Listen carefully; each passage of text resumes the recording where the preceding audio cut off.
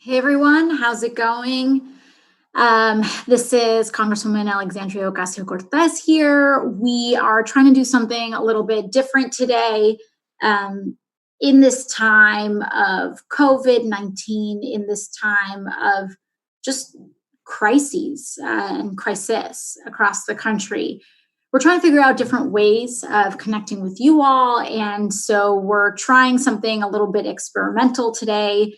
It's kind of a coffee and conversation style approach to try to figure out a more casual way to connect with each and every one of you. And so, really, today is going to be kind of an unstructured thing. We're trying it for the first time. We'll see how you all enjoy this format. But really, what we want to do is connect. I want you all to have the opportunity to ask questions and ask questions in any and all sort of contexts, and really could just kind of talk about this moment and what we're trying to do and what we're trying to organize by. So um, pull up, make a cup of coffee, make a cup of tea. I've got my little Yes We Can cup. And let's talk about some of the issues that you all are experiencing, what we're fighting for, and what the issues are. And so today, I think a good place for us to start is that I want to talk a little bit about this idea of that a lot of people are talking about is this idea of going back to normal. And what does that mean? Because I think when a lot of people are talking about going back to normal, I think that that means something really, really different for each and every one of us. And for me, I know that normal was not working for our community. It's funny because earlier today I was having a conversation with some folks, and a couple of weeks ago, a couple of days ago, time is all kind of flowing together at this point. There was this huge, like, kind of Fox News firestorm because I said that for a lot of workers, and suggested that a lot of workers perhaps shouldn't go back to work if they're going back if they're being ordered to go back into unsafe conditions. And by unsafe, we don't just mean people lacking PPE, which is, of course, super important, but also it's unsafe for us to be working 70, 80-hour work weeks over two jobs with no health insurance and a completely precarious way of life. And that was normal.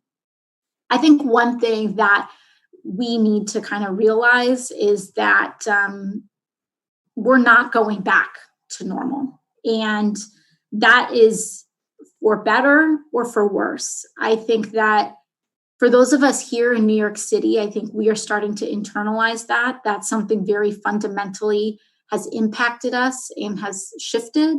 But I think a big issue that a lot of other people in the country don't quite understand is what's coming. Is that what we are really experiencing right now is not the depths of this crisis. This thing is just starting. And we really need to, I think, unfortunately, settle in for what may be a very long and bumpy ride in how we're going to get through this. I think that there are going to be certain industries that, again, for better or worse, certain aspects of our life, for better or worse, that are changed. And they're changed very fundamentally. And I think one of the best ways that this was kind of presented that I've read and seen in the last week or so was a journalist comparing this to essentially a 9/11 style event, which there was, for all of us, as we know as New Yorkers, there was life before 9/11 and there was life after 9/11. And in the same way that we could never get on a plane the same way again, in the same way that our right to privacy and our ideas around foreign policy were forever changed. Terrorism was not even an enormous concept that was commonly discussed before 9/11. All of that fundamentally changed.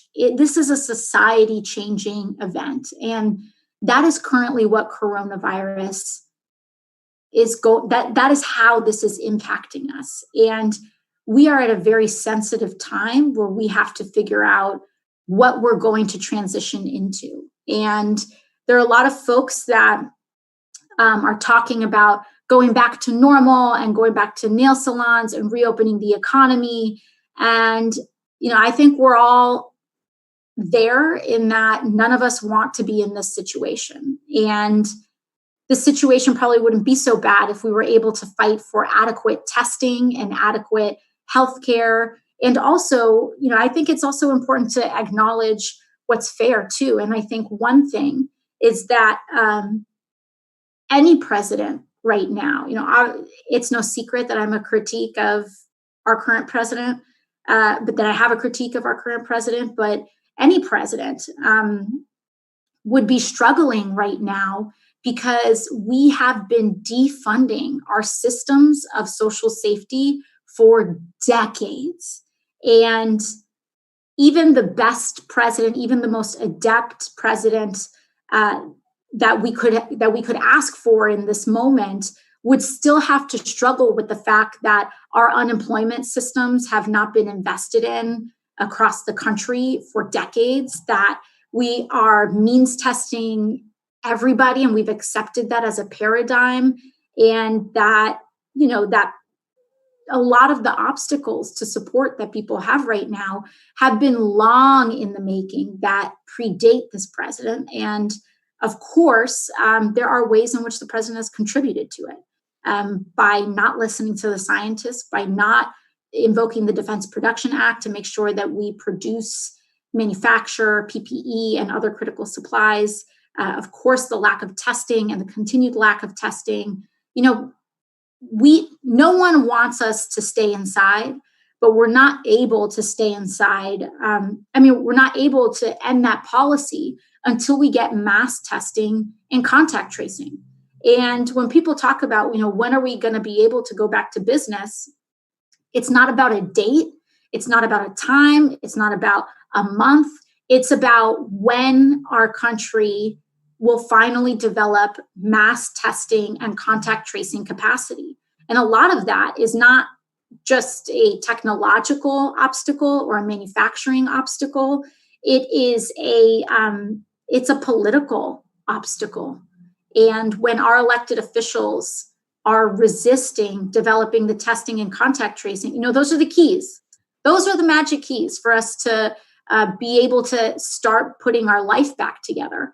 But each day that goes by where we have a party and we have frankly, a political establishment, an order of our politics that is resistant to that, is resistant to pushing for the testing capacity and contact tracing that we need, we're not going to be able to do the things that we want to do. And so, as I've been talking a lot over the past couple of weeks and since the beginning of this crisis, what COVID has done is it has just poured gasoline on our existing inequities. It hasn't just revealed new problems. It has really made our existing problems worse. The fact that that we don't guarantee healthcare in this country, the fact that we have racial inequities that people grow enraged in talking about, in just bringing up and just acknowledging racial inequities is almost inherently controversial. And the reason, and we can't fix what we can't talk about, we can't fix what we don't address. But I think the good news is that we do have political fighters. We have Congresswoman Pramila Jayapal, which is leading in an effort to guarantee healthcare to all Americans who need that coverage during this crisis. And I think that it's a model of how we can govern in a way that is just and helps the most amount of people. So that's really what this is about. Again, this is a pretty informal conversation.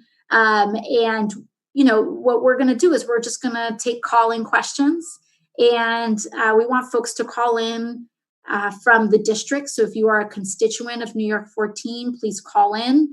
And I'm happy to put you all on the phone and have us talk about these questions. So I believe our first question and our first call is from Tara in Sunnyside. Are we able to patch Tara through? Yes. Hey, how you doing? This is Tara Devlin. I live in Sunnyside. Okay. I think there's a delay. Are you there? Yeah, there's a little lag, but all right. Great to hear from you. Thank you so much for calling in. Thank you. Okay, well, what I wanted to talk about is I appreciate everything you're saying about how the inequities are completely exposed right now, that the coronavirus has really pulled the cover off of what is a major problem in this country, which is we are now the least upwardly mobile of all of our Western partners. The United States in 40 years went from the most to the least upwardly mobile with the widest income gap. And we're the only country that doesn't guarantee healthcare as a right of citizenship and all the other things that the progressives talk about. Because the thing that really that frustrates me when I was for Bernie, and I'm also a big supporter of yours. But what we need to do, in my opinion, is to frame all of what, for example, Medicare for all. We need to frame these progressive initiatives as the patriotic imperatives that they are. It's not just a nice thing to do. It's not just the moral thing to do, but they are necessary to maintain a functioning democracy. We don't leave anybody behind. Mm-hmm. It is just like we don't leave people behind on the battlefield. We don't leave them behind in sickness or in ignorance, let's say, for higher education or living wages. We don't leave them behind without housing, without opportunities. And this is really the bottom line, because, the entire United States the U.S. itself is a progressive initiative. Mm-hmm. You know what I mean? We said we don't need a king and an aristocracy. There was nothing more progressive going on in the world at that time than what we're doing here. And I'm afraid that we're losing democracy. We're losing the grand experiment because of all the upward immobility and income disparity. You can't have, like Justice Louis Brandeis said, you can't have democracy. You have to make a choice. It's democracy or concentrated wealth, but you can't have both. And I'm afraid that if we move past this time and we don't really seize the opportunity to change it, we're never going to have an opportunity to really fix what needs to be fixed. And it's not just like I'm saying. I wish that you guys, like with Bernie, it was frustrating listening to Bernie debate the other Democrats, because it's really, we're on the right side of history and the right side of democracy. It's about saving democracy as a patriotic imperative. And I think that's something that conservatives can also connect with if you frame it in that kind of way, as a patriotic thing that must be done. Yeah. So, and anyway. Tara, I think you bring up a really, really smart point, because I think you're approaching this as a real organizer, right? Which is that people respond mm-hmm. to all these different frames, right? And right. You're going to have to make the argument for the same policy, the same conclusion in 10 different ways sometimes to get 10 different people on board. And we need to right. be able to talk about these things, because you know what, for some people, the morality frame is what wins them over, right? For some people, it's like, okay, yes, there's the patriotic thing to do, but I want to do it because it's the right thing to do. And for other people, it's vice versa. Right. Other people, it's like, okay, bleeding heart liberal, whatever. Right. But Right. I want to support this because it's good for our country. And I think Right. you're totally right in that we're going to have to really start getting good at being able to argue for this policy in a lot of different ways, not just the same way, in order to reach out to a lot of people. Because, you know, one of I think the big blessings that I had in my experience with Bernie is that it was my first time going to places like Iowa. It was my first time going to communities like this in Nevada. And, you know, I think we all know intrinsically that that this is good for all of us, but having the experience of being able to go out with farmers and go out in communities that I've never been in my whole life, it's only reinforced this idea that, man, it doesn't matter how different we are. This is really critical for every single one of us. And we may be experiencing all of these things in different ways. I experience it, you experience it, we experience it as New York City residents, as outer borough residents. But even though we have a certain cultural experience, like we're all experiencing the same reality, sometimes through different cultural lenses. And there's nothing wrong. I think there's nothing wrong with leaning into that. And, you know, what is like the Midwest spin on Medicare for all? What is the New York City spin on Medicare for all?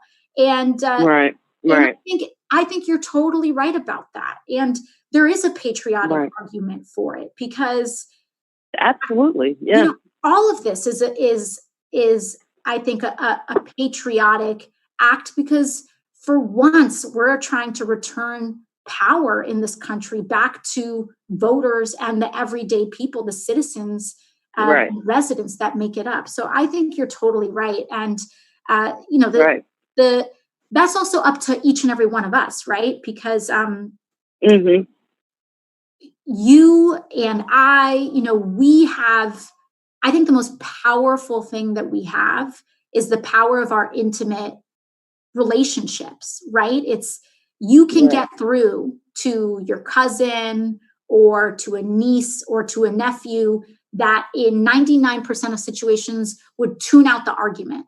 But because it's you and because they care about you, they'll give you a shot and you can win them over. And I think it's important to also reiterate that it takes many conversations, right? It's not a magic, like you're not going to debate your coworker one day and change their mind in one conversation. We kind of like chip at it, but we got to keep at it. And I think we can get there. And I think, you know, using recommendations like yours are really smart, and that's how we do it. Yes. And could I just make one more point? It's sort of like with FDR and Social Security. FDR created Social Security to belong to all of us. That's another thing that drives me insane about the Democrats, because they're very good at throwing subsidies at everything. But in my opinion, those subsidies, they're great. You know, okay, it helps. But those subsidies actually subsidize the broken system.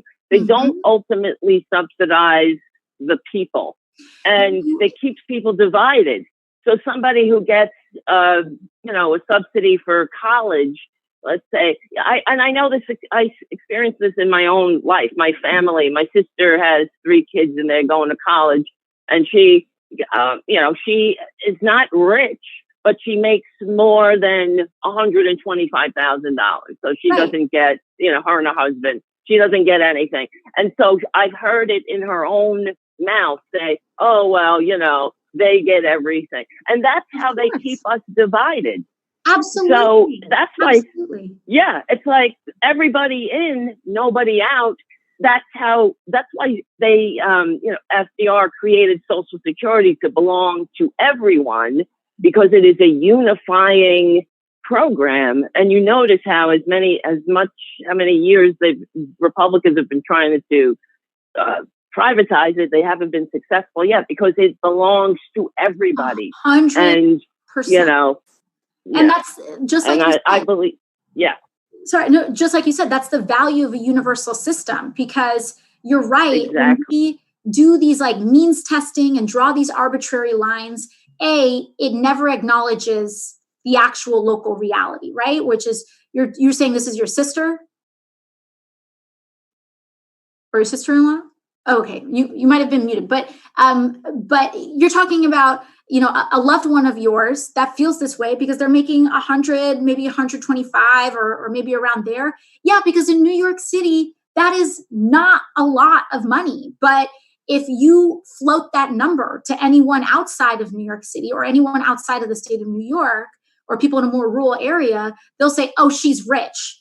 And then meanwhile, you've got people that are living a very middle class lifestyle on those funds, and looking at those other folks and saying, well, they're getting everything. Why am I paying for this? And so the virtue of universal systems is if you want it, it's there for you, and that allows us to really kind of come together on it. So I think you're totally right. That's why universal systems are important, because when you start drawing these lines, then it takes forever to change them, and it creates artificial dividing lines. Just look at this stimulus check, for example. It's people making less than 75K get this one-time check for $1,200, but that neglects the fact that this is a completely arbitrary number that is being treated the same for people across the entire country. It neglects cost of living. It neglects the realities that we have, which is one of the reasons why I think means testing ultimately ends up to be this kind of failed experiment, because 125 in New York City is, for a family, is a completely different reality. It's probably equal to 60K or 70K of what another person's lived experience may be in a different part of the country.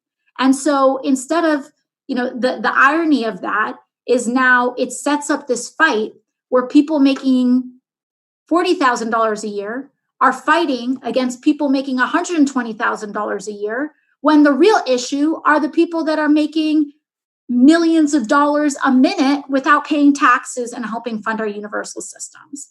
And so when we fight over what line this is, it's one that feeds into this myth where middle class people where we think if you're making 100K or 100, 150K, that you are like part of this same rich elite class of people as people who are making millions, if not billions of dollars. And so it does matter. And I think the universality of our systems do matter. And in what you're talking about with Social Security is absolutely a key example. Same thing with Medicare. There is a reason why Social Security and Medicare are treated as sacred cows in politics. Republicans try to cut them as much as they can. They have to do it through these backdoor sneaky ways because they know that it is politically unpopular for no matter what your party is, to come out and say, we don't want Social Security anymore and we don't want Medicare anymore. And that's because of the universality of these systems. And when we talk about healthcare, especially, which we're going to have Congresswoman Jayapal pop in just a moment to talk about it. When we talk about Medicare specifically, and Medicare is a universal program based on age. So it is available to you the moment you turn 65. Obviously, it's not universal for everybody, but once you turn 65, it is essentially a universal program for people that age and older. And what do we see? We see that life expectancy and healthcare outcomes in the United States are, compared to our counterparts before the age of 65, much worse.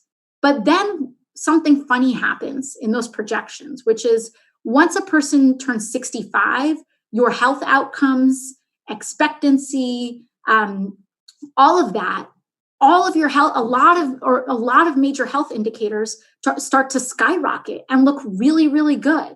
And there's just a switch that gets flicked in some of these statistics from 64 or 63 to 65 and 66. And that switch is Medicare.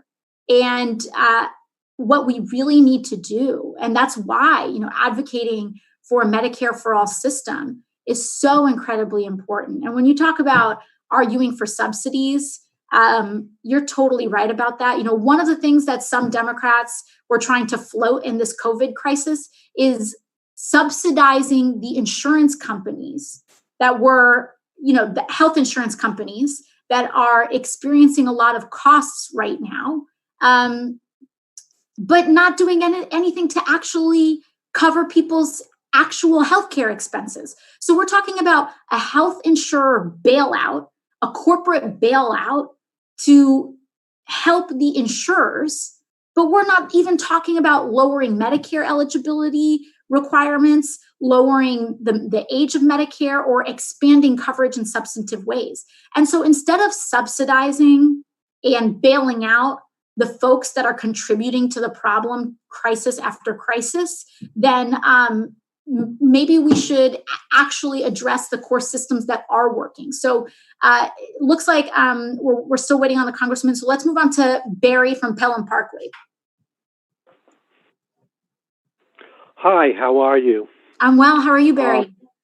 I'm good. I'm good. First off, I just want to thank you for coming to our building in February. It was a great event and very informative on so many levels.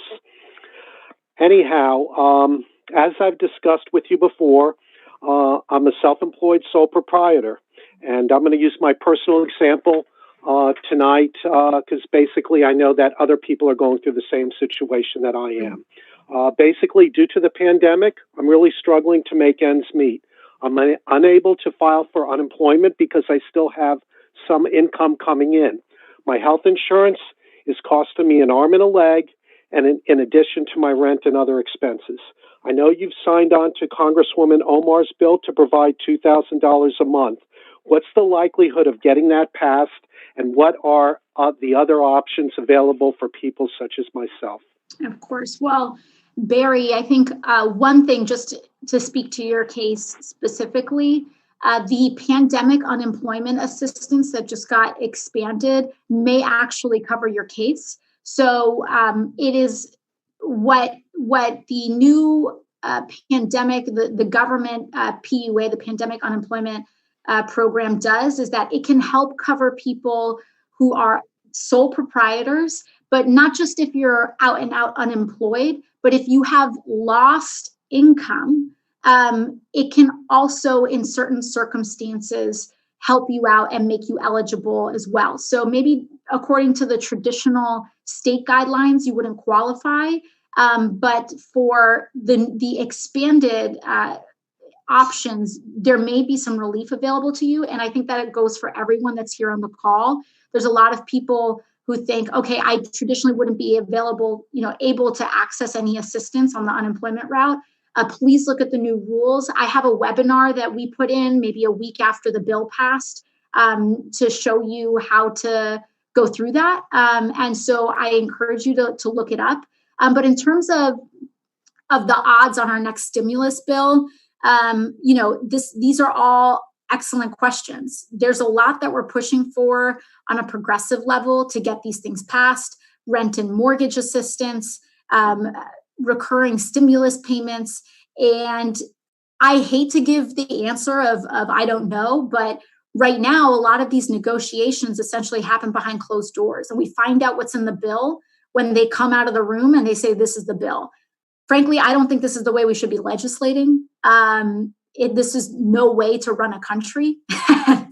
And I think that we really need to start putting pressure to say, hey, if members of Congress don't want to go back to DC for health reasons, we need to be able to enable remote work and proxy voting and more so that we can continue to do our jobs and give you people like you a better answer. That being said, I do think that there are some things that are currently looking very good in terms of what we're going to be able to provide. Again, a lot of what I'm sharing with you is very tentative, but it looks like And we have Congresswoman Jayapal now joining us in a second in the call. But one of her flagship bills on payroll, on guaranteeing paychecks, is looking good in terms of inclusion in the House version of the bill. So let's bring in Congresswoman Pramila Jayapal to talk about this a little bit and talk about kind of our larger progressive priorities. Congresswoman Jayapal is also the co-chairwoman of the Congressional Progressive Caucus. So she leads our progressives into battle on the House floor. And her leadership has been really fabulous during this time. So thank you, Pramila, for joining us. Thank you so much, Representative Ocasio-Cortez. And it does feel like battle, doesn't it? We come out bloodied sometimes, but we are strong and we continue to gain strength. And your leadership in that has been so amazing on so many levels. So in terms of what we are hoping to do on the Paycheck Guarantee Act, quickly, I feel like we're in the barn and we need to get on the racetrack and, or the stable. I don't know. I used a horse metaphor. But, I feel like we have been pushing this boulder up a mountain and finally it has taken hold. And we have small businesses across the country and workers across the country, 30 million who have filed unemployment claims. But we know there are millions more that haven't been able to get into the unemployment systems. Right. So what the Paycheck Guarantee Act does is it says, we're just going to guarantee payroll benefits, paychecks and benefits of workers up to a salary cap of $90,000. And we will also give to small businesses, to businesses actually of any size, nonprofits and state and local governments, anybody that has a 10% revenue loss due to COVID and is looking to lay off workers or having to lay off or furlough workers, that they could get these grants. And it would be a direct grant from the IRS directly to people. Because why should we use banks when we know that banks have never been our friends? Right. Getting money out. I know you are giving me the high sign here, like, yes, I agree with you, because we know that banks don't get to our smallest businesses, the unbanked minority businesses. We don't need to use banks. We can go straight from the IRS to the business. The business hires back people. It is retroactive to March 1st so that all the people that were laid off and furloughed could be brought back on. And we have a small stimulus trigger check in it to deal with folks who got the PUA, the Pandemic Unemployment Assistance that you talked about. Because for people earning $40,000 or less, we need to make it worth their while to come back onto a paycheck, because that was a generous expansion and I fully support it. Now, on top of that, we know that for Black and Brown communities in particular, once you are on the unemployment system, the discrimination in the workplace means that you have a harder time getting your job back. So if we can keep people tied to their jobs, if we can keep businesses going through this, we reduce the unemployment rates. And mass unemployment, you know this, Alexandria, is a policy choice. It is a choice. It is a choice. And it is a bad choice. Mm-hmm. Most countries around the world that are in our position and have the resources that we have taken a different route. Germany, Denmark, France, but also Singapore, Malaysia, South Korea, they have all implemented this. Last thing I'll say on this, and there's a lot to say on it, but I know you have a lot of topics to get to. Last thing I'll say on the Paycheck Guarantee Act is, why should we only protect paychecks of the airline industry or the businesses that have less than 500 employees? Because here's the thing. If you are a low-wage worker, you could be working for a big company or a small company. Mm-hmm. And the reality is we want to protect those paychecks across the board. And we know that 70% or 80%, depending on which numbers you look at, of all of those who have been unemployed are in the lowest wage categories. Mm-hmm. So the benefit of the Paycheck Guarantee Act, according to the estimates we got, is not only will it cost less than we've spent on a I would argue, flawed PPP program, or the $450 billion that you spoke so powerfully about on the floor that went to Mnuchin with no strings attached, but that this would actually be cheaper and it would cover 30 million workers And 92% of those workers would be in the bottom 3 income quartiles, 67% in the bottom 2 income quartiles. So I really hope that everyone will, help me to raise and help you to raise the pressure around the Paycheck Guarantee Act and really push for this to be the case. The speaker has been actually really powerfully pushing this within our caucus, but we do need to build support across the board to get it into the next package. Yeah, no, of course. And I appreciate you bringing that up, because I think sometimes what happens is that these negotiations, they're very hard for a lot of people to follow. Yeah. And, what they hear is, okay, we're fighting for this, we're fighting for that, but what's actually going to end up in this bill? And then, the text of the bill comes out, and then people are like, what the heck? And so it's important for us to be mobilizing and calling people before the bill is out. Like, exactly. That is what we need to do. If you are on this, if you are mobilizing, it's not just about calling people to vote for something or vote against something. We need to be there applying pressure as we're shaping the thing. That's it's no secret that not every single member of the Democratic Party believes all the same things. And that means, as progressives, we need to fight and make our case to Democrats as well as Republicans. And people get real nervous and antsy when we talk about it, but it's the truth. And it's totally true. It's totally true. And, people always say, well, you're the leader of the Progressive Caucus. How come you can't make sure these things get in? I would just remind people we have 40% of the caucus is in the progressives. And even there, sometimes there are some differences within the caucus, as you well know. And so we have a lot of work to do. We have to elect more progressives like you. I mean, you have been such a big boon to the caucus. And to me personally, as I watch you, really wonderful and inspiring. And we have to continue to do that. But while we're here, we have to organize, and you have to look at where is the bill coming. If the Senate votes unanimously, with all the progressives in the Senate voting for a bill, it takes away any leverage in the House. And so, yeah.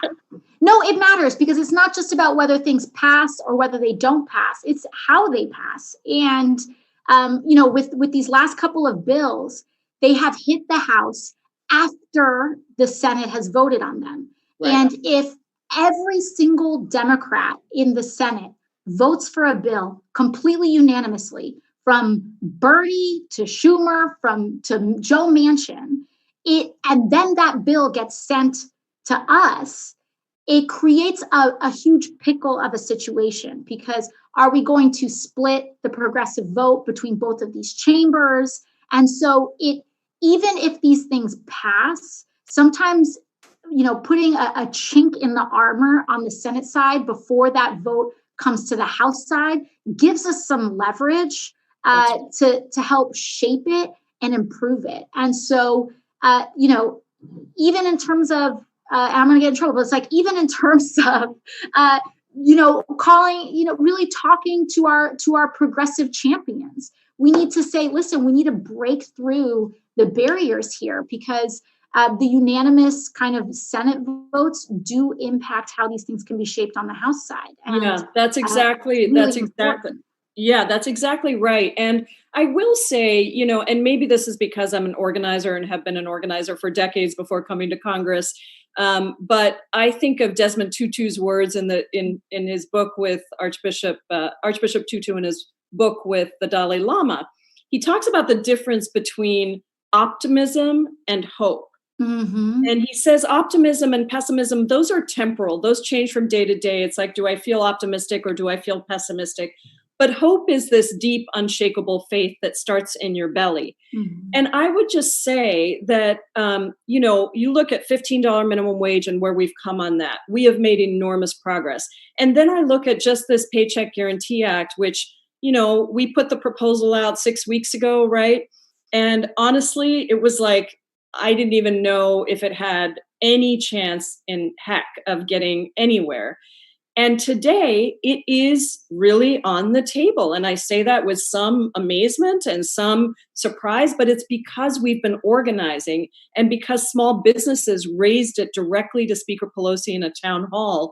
And because Main Street Alliance has been organizing, and because Indivisible and the progressive groups have been organizing, writing letters, op-eds, all of those things are really valuable. And you know that, and you use your base and in all the wonderful ways, in addition to being just incredibly compassionate. I've been watching you deliver food and to people, and I just want you to know, and I want the constituents, I want your constituents to know, I know all of your constituents love you. I just want them to know how deeply meaningful it is to have somebody who is as bold as you, but also not invested just in your own ego, but in actually delivering real relief to people. And so I'm very grateful for that. No, I really appreciate that. And it's a real honor to be able to serve with you. And, growing up, I never really saw people that look like me navigate power. And it really makes a huge difference. It really shapes your view of the world. And it just is really mind-blowing that my first experience in Congress is also being led and mentored by a woman of color, not just any woman of color, but, oh, by the way, she's chair of the Congressional Progressive Caucus and leads the progressive agenda. It's really profoundly meaningful because it also makes our fights intersectional. And you understand that deeply. And watching you navigate and move in these spaces, not just legislatively, but how you move in these spaces as a woman, how you move in these spaces as a woman of color, and really owning and generating and wrestling and struggling with power, because that's what there's no perfecting it. And it's just really inspiring. And it's just a real honor to be able to serve with you. Thank you so much. And this is wonderful on many levels, but keep fighting for your constituents, for all of us, for the country. And we never got to talk about healthcare, but we're going to do that separately. Yeah. When I come back with you at some point. And thank you for pushing for things as human rights. That's what we're talking about. Thanks, Alex. Great to see you. Bye-bye. Camilla, thank you. All right. So that was a fabulous cameo that we had from Pramila Jayapal, chairwoman of the Congressional Progressive Caucus. So let's kick it back to questions. It looks like we've got a question from Bridget in Jackson Heights. Bridget? Hi, I'm here. It's really nice to be able to ask my question. Hello. And I definitely do not want to go back to the inequality and the injustice of our country's history and our recent history, actually our present.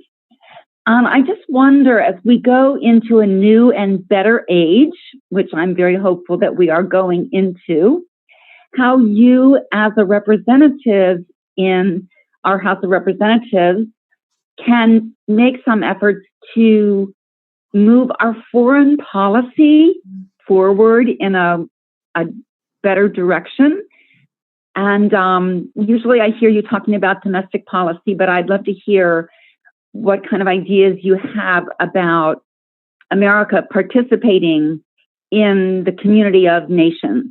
Yeah, no, that's such an incredible question. And I think that it also points to one of the most exciting growth cusps that I think we have in terms of the progressive movement overall. It's, the domestic policy is an area where I think the progressive movement has a lot of strength, a lot of history, a lot of things to point to. And what's exciting about looking at foreign policy is that this is our opportunity to really look at what just foreign policy looks like. I think from a broader perspective, we're starting to coalesce around things that I think we know. I don't want to say just like bad in terms of a blanket word, but I think we're starting to develop a consciousness around U.S. foreign policy that just was not there. Even when I was growing up, I think a lot of us operated from these frames of security and patriotism, and if we are choosing to invade a country, then it must be for good reasons. And I think that's just how we operated for so long, culturally and politically as a country. And now I think we're in a very interesting point where, now that we are decades into endless wars that many of us grew up with, that for many of us, we have lived almost our entire lives with the United States at war or engaged in war with one country or another. And apologies if you hear my dog in the background. And I think now we are at a very interesting point where we're sick of it, where a lot of Americans don't have the appetite for our country trying to justify yet another invasion or yet another military action. And at the same time, a lot of folks, we don't have there isn't an articulated foreign policy vision beyond bring our people home, get us out of Afghanistan, get us out of Iraq. And what does that mean? What can we develop a just foreign policy outside of that? And I think that we can.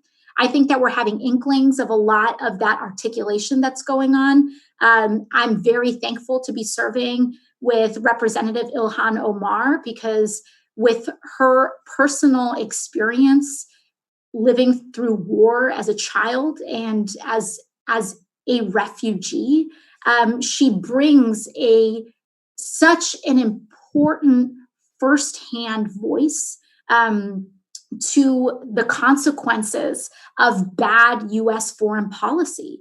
And so I'm very excited to be able to work with her and really start having important conversations, like conversations around sanctions. We need to talk about how people believe that sanctions are almost a peaceful alternative to military interaction, when oftentimes what sanctions do is that they prevent the hungriest and the neediest people in a given country who are already suffering the most under a given regime it prevents them from being able to support themselves. And so what it ends up being sometimes with poorly constructed sanctions is that it's almost a class warfare between borders. And we do that, I think, a lot of times because we don't understand a lot of those implications. And so kind of getting us back to what does just foreign policy look like? I think that there's a lot of opportunity. One, I think we can really have foreign policy that centers workers' rights, foreign policy that centers human rights, and really talk about the establishment of peace, which is distinctly different from national security. And I believe that the most effective form of security is peace, but the most effective form of peace isn't always these kind of national security, defense-driven type of foreign policy. And I do think it really says something that when we talk about foreign policy, where a lot of people's minds go to are militarized policies or militarized images in their heads. Do we go to war? Do we not go to war? Do we regime change? Do we not regime change? And we really need a wholesale reimagining. So I think a lot of that has to do with how we approach diplomacy, how we approach sanctions, how do we use trade deals, which is one of the most classic examples of international deal making and cooperation that has very real teeth and consequences. How do we use trade deals to advance labor, to center labor, environmental conditions, and so on, instead of it having it be a secondary or tertiary consideration? I think for our district and our community, where we represent one of the most diverse districts in America. As you probably already know, there are over 200 languages spoken in Jackson Heights alone, just one neighborhood. And so foreign policy is very personal to us because every time there is a foreign policy change, it impacts families in our district. They say, what about my aunt, my mom, my friends, my family? And it's going to be uphill because a lot of our media, a lot of our politics, and a lot of folks in our culture are oriented, the foreign policy that gets covered in the news is, do we go to war? Do we not go to war? Do we intervene militarily or do we not intervene militarily? Instead of stripping away some of these things and say, first of all, what has led to this situation? And also examine our own role. And I think we're going to have to I think we already kind of have had a little bit of that reckoning with Afghanistan, but we're going to need to have, to honestly assess our past policies in Latin America, in the Middle East, and throughout the world in owning our part as part of a global community, and not from a frame of imperialism or colonialism, but from an active partner that wants to contribute to a better world. And I also believe that climate change is going to force us to do that, because this is a classic issue that is threatening all of humanity at once. And it's going to force, hopefully, if we try to be responsible about it, it will force cooperation beyond just military frames. So I hope that answers some of the questions. But again, in terms of hard policy, questioning the idea of sanctions, making sure that our trade deals are not marginalizing workers here or abroad, centering centering foreign policy on actual democracy. People say we're spreading democracy around the world. Invading a country is not spreading democracy, but supporting pro-democracy reforms and not, discussing and really examining the U.S. history of regime change when we don't like the democratic results is something that we need to own up to, and in order for us to move forward. So those are some ideas right off the top of the head, but thank you for asking this question, because I think this is going to have to be an ongoing conversation, an area of growth for the progressive movement. I will take one last question from Dr. Roseanne in Astoria. Hello? Hi, yeah, you're in. Oh my gosh, thank you so much. So I'm a professor at a community college on Staten Island, but I live in Queens in Astoria in your district. And I'm concerned about the state budget, particularly cuts that might be coming down the line for CUNY and higher education in general because of the state of emergency brought on by COVID and deficit cuts. And I'm particularly worried about how many of our students are from the working class and are students of color. And I'm just wondering if there's a way that the federal government can help ensure that we can maintain the quality of education at CUNY. First of all, thank you for your work as an educator and in our SUNY and CUNY system. What you do gives opportunity to so many students that would otherwise not have it. So I would be remiss if I didn't acknowledge your work in that and thank you for it. I think what we really need to do in, I think, any relief package moving forward is we have to fight for state and local funding, because you have every reason to be concerned about the state budget. If we don't fill this gap federally, Cuomo is going to gut our schools, gut our hospitals. That's just, he discusses that those are decisions that need to be made, but also we can choose to have modest tax increases on the richest New Yorkers here. And those tax increases from the state are not a replacement for federal action. I want to be clear about that, but they are something that we can do. So I think that all in all, one of the things that we need to do is really fight for that state and local funding, because if we don't get really substantive amounts of state and local funding in the next federal relief package, then that means that we are absolutely going to see massive and really destabilizing cuts to public education, housing, housing relief, our healthcare system, Medicaid, and more. And so, I hope, and what I communicate to you all is that when I vote no on some of these relief packages, it's not because I want to. It's because we know that this is life and death for us. And if we we don't have unlimited tries at getting this right. And I think there's a lot of people that want us to believe that and to say, we'll get to it next time, we'll get to it next time. If we do not get to it in time, it's not about next time, it's about getting it in time.